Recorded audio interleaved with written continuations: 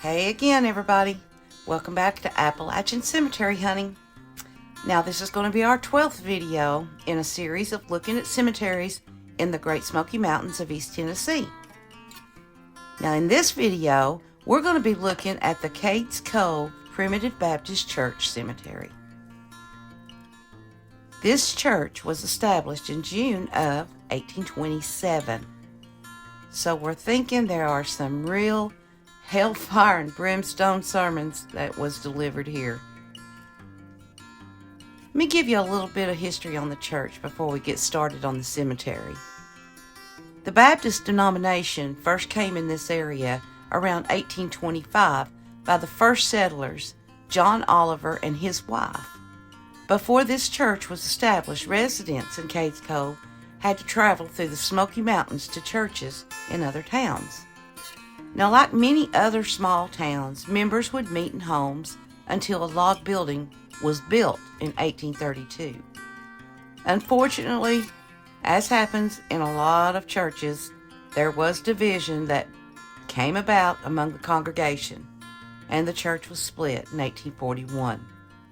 And it formed the Missionary Baptist Church and the Primitive Baptist Church. Now, this little white church was built in 1887. Here's a view of the cemetery itself.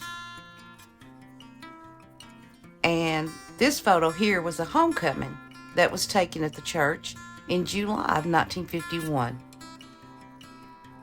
The map shows that Cades Cove is located southwest of Wares Valley and Pigeon Forge, Tennessee.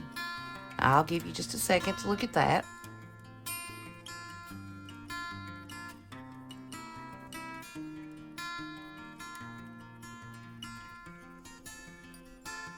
Now, they are 399 people that's buried here. For the sake of time, we can't look at all of them. So we're just going to look at a few this time. This is going to be part one, and I'm so excited because you'll see why after I do this video. So let's get started. The first one we have is F.J. Owls. We have no dates for this person, but you'll notice that his grave marker is literally a creek rock, and the inscription is hand carved. Then we have Elizabeth Oliver Anthony, 1822 to 1912. And here's a photo of her and her husband, John Anthony, 1831 to 1916. And then of course we have his headstone. And his family was known as skilled blacksmiths.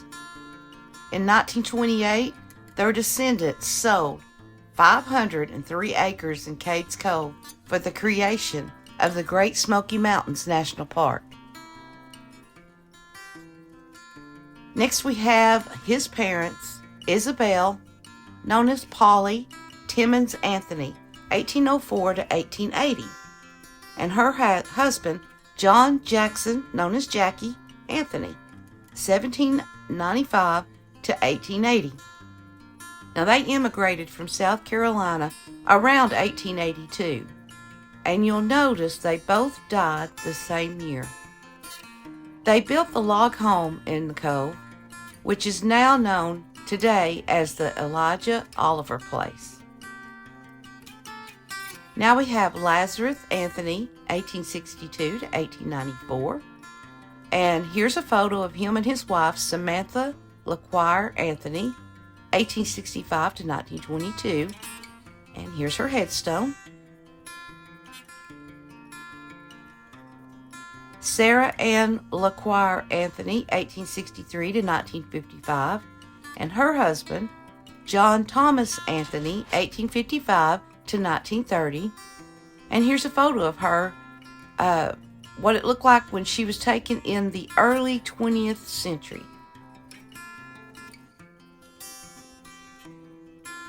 Now, get this name, Commodore Leander Blair, 1880 to 1902. Of course, his first name sounds like a naval rank, but of course he was much too young to have that naval officer.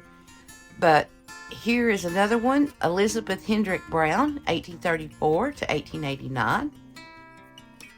Her husband, Richard Henderson, R.H. Brown, we don't have any dates for him.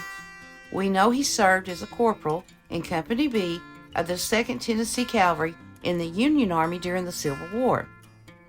And this is actually a picture of him during the war. We have Martha Brown, 1833 to 1891. Martha Jane Oliver Brown, 1853 to 1883. And here's her original headstone. And then they've got a newer headstone put up for her now. We have William M. Brown, 1858 to 1901. Harley Birchfield, 1899 to 1911. There is no picture of his grave. And his death record, it showed that he was killed by a gunshot wound. Now we have John Harvey, also known as Harv Birchfield, 1855 to 1893. Now he was killed by 3 .38 caliber gunshot wounds at the hands of Theodore Rose and Will Birchfield, the son of Samuel Birchfield, according to the Maryville Times of Maryville, Tennessee, on October the 4th of 1893. Will Birchfield was about 13 years old at the time. Now they raised a quarrel over some old grudge when Rose pulled a revolver and shot once. Harvey then took Rose's pistol away from him, but Will Birchfield, who was standing nearby, gave Rose his revolver with which he finished the job. John Harvey Birchfield was shot in 3 places, once through the upper part of the lungs, one a little below the heart, and one in the right arm. He died early the next morning. Both Rose and Will Birchfield had been drinking and were quarrelsome when they arrived at the home of Harvey Birchfield. That's something. Now we got John Noah Birchfield, 1872 to 1918. Here's a picture of him and his son Henry, who died as a young child. And from the photo, we know that he was a blacksmith. And now his wife, Martha Gregg Birchfield, 1872 to 1911. There is no picture of her grave, but this photo is of her on your far right with John on the far left. And left to right are Henry, her son, and Earl and Fanny, her stepchildren. Now this picture of her and her first husband, George Washington Powell. Now, who do you think this guy looked like? To me, I think he looks like Doc Holliday. That's a pretty cool picture. Now we have Marianne Polly Ann Schuler Birchfield, 1843 to 1906, and her husband Samuel Carson Birchfield, 1837 to 1904, and he was known as Daddy Smoke. According to the post that we found on Found a Grave, he fought in the Civil War, but we don't know which side. And here's a picture of him. Next is Pleasant H., known as Plez Birchfield, 1890 to 1916, and here's a picture of him. Now, he died in the Knoxville General Hospital at the age of 26 from pneumonia while hospitalized for a gunshot wound. Now is Samuel Sam Birchfield, 1840 to 1917. He was known as Long Hair of Chestnut Flats. He lived in Chestnut Flats, which was on the edge of Cades Cove. And he was a long-time moonshiner in the Cades Cove area. This is a picture of him and his wife, Nancy Eveline Davis Birchfield. He was raised by Wilson Birchfield, but his father was actually Nathan Rose. In this picture, you can see why they called him Long Hair. Look at that. Here's another photo of him. This is a picture of him sitting on the porch with his dog. It looks like he's holding an original Kentucky long rifle. But I may be wrong. He was killed by Rodney Longfield in a field just outside Chestnut Flats over a young woman of the night. There's some stuff went down at Cades Cove, guys, I'll just tell you. It's peaceful now, but according to what we found out, it ain't always been that way. Next we have Catherine Hollows Cable, 1784 to 1848. Her husband Peter Benjamin Cable, 1792 to 1866. And this is a photo of their cabin in the Cove. Matilda Cordelia, or known as Delia Myers Cochran, 1884 to 1964. And this is a photo of her holding her 1-year-old son Kermit in 1913. Look at that big hat. And Kermit's wearing a dress, which is what they did back then. Boys and girls alike wore dresses until they were toddlers. So that's nothing uncommon. We have Martha Lucretia Welch Coda, 1849 to 1928. And we believe that this is a picture of her and her husband, James Wesley Coda. And here's a photo of her and one of her granddaughters. Now it's Hannah J. Greers Cooper, 1829 to 1909. Elizabeth, also known as Eliza Pierce Greer, 1774 to 1840. And she came from North Carolina. But unfortunately, we don't have a picture of her grave. We have James M. Greer, 1790 to 1871, and James served in Captain James Meek's company of the Virginia militia during the War of 1812, and he must have moved to East Tennessee sometime after the war. Now it's Cecilia J. Carver Gregory, 1830 to 1906, and her husband Charles Garrison Gregory, 1823 to 1900, and Charles served in Company K of the 5th Tennessee Cavalry of the Confederate Army during Civil War. And here's a picture of them taken after the war.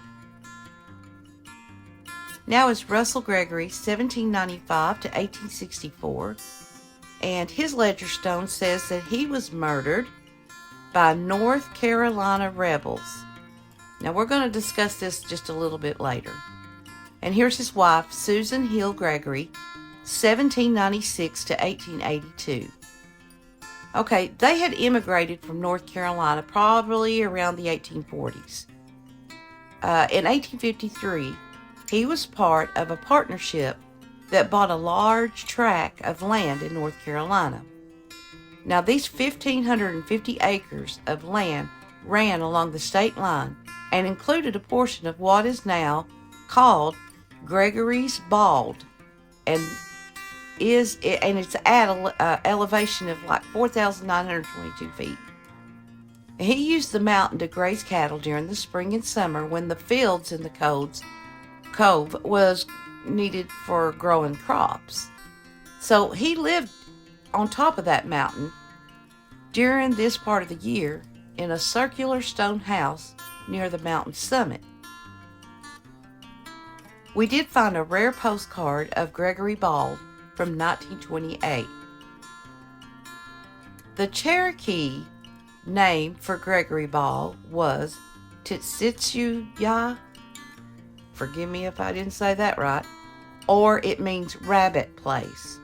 And according to tribal lore, the chief of all rabbits, known simply as the Great Rabbit, lived at the summit.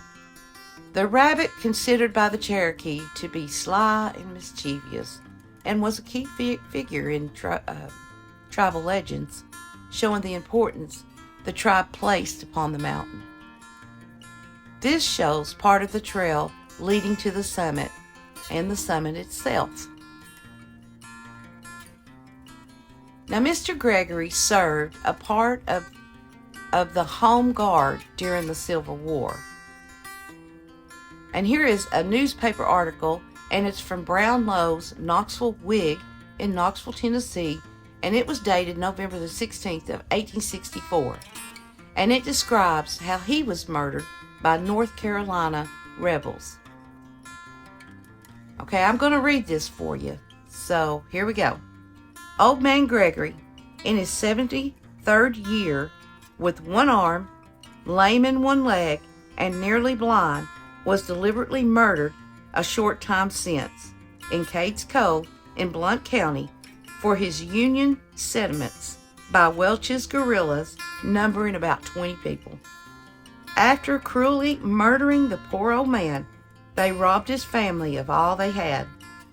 Among the men engaged in the horrible murder, we have been furnished with the following names: Captain Jim Welch, Nathan Birchfield, Bill Anthony, Tom Johnson, Jim Colbert, citizen it has, Bill Short, Ira Career, and young Faust, and Charles Gregory, the latter the son of the murdered man.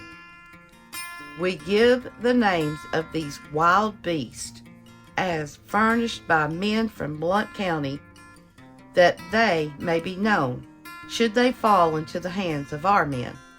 Whoever may come up with any of them should see to it that he goes the way of all the earth. So, you got it. His son Charles was part of the people that killed him. That's, like I said, we think it's nice and peaceful now. Oh no, there's a lot of stuff that went down in the Cove here. So, the elderly Gregory used a muzzle-loading rifle named Old Long Tom to confront the rebels. And the same rifle, what we have been told, has been passed down through the generations of this family to this very day. And that's just part of the history that we have found so far in this cemetery in Cades Cove, Tennessee. And that's just that little piece. And this is part 1. So we're going to do another part 2 next week of the same cemetery and see what we can find here. So, thank you for watching. As always, please hit that subscribe button, share, invite your friends. I'd sure appreciate it. And I can't wait to part 2. So, I'll see you next week if the Lord's willing. Thank you for watching. Bye-bye.